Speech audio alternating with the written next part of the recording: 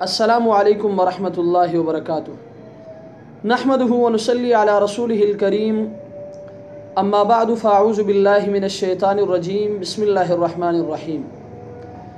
अल्हम्दुलिल्लाह, आज कश नंबर 171 में आपके मसाइल और उनके हल के साथ एक मरतबा फिर मैं आपके दरमियान। मसला नंबर 1, चतराल से फ़िदा ख़ान चतराली साहब ने सवाल किया है कि अगर इमाम ने जहरी नमाज में आहिस्ता पढ़ना शुरू किया तो इसका क्या हुक्म है। तो मसला यह है कि अगर इमाम ने जहरी नमाज में भूलकर आहिस्ता पढ़ना शुरू किया और छोटी 3 आयतें पढ़ने के बाद उसे याद आया या किसी मुक्तदी ने उसे लुक़मा दिया तो उसको सूरह फातिहा शुरू से बुलंद आवाज़ के साथ पढ़ना ज़रूरी है और आखिर में सजदे सहव करना भी ज़रूरी है।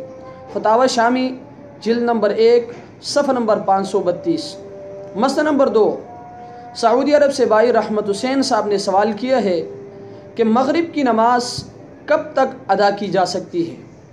तो मसला यह है कि सूरज गुरूब होने के बाद आसमान के मगरिबी किनारे पर जो सफ़ेदी रहती है उसको शफ़क़ कहते हैं।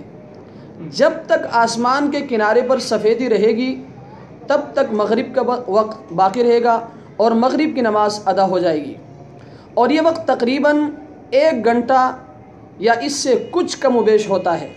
मगरिब की नमाज में बिलावजह क़स्दन ताख़ीर करना मकरूह है, इसलिए सूरज के गुरूब होने के बाद ताख़ीर के बग़ैर मगरिब की नमाज पढ़ लेनी चाहिए। लेकिन अगर किसी मजबूरी की वजह से ताख़ीर हो गई तो शफ़क़ गुरूब होने से पहले ज़रूर पढ़ लेनी चाहिए, वरना शफ़क़ गुरूब होने के बाद मगरिब की नमाज क़ज़ा हो जाएगी और क़स्दन नमाज क़ज़ा करना बहुत बड़ा गुनाह है। और ये बात भी अपने जहन में रखें कि मगरिब की नमाज के बारे में अवामुन्नास में ये बात जो मशहूर है कि ज़रा सा अंधेरा हो जाए तो मगरिब का वक्त ख़त्म हो जाता है और उसके बाद मगरिब की नमाज को इशा के साथ पढ़ते हैं।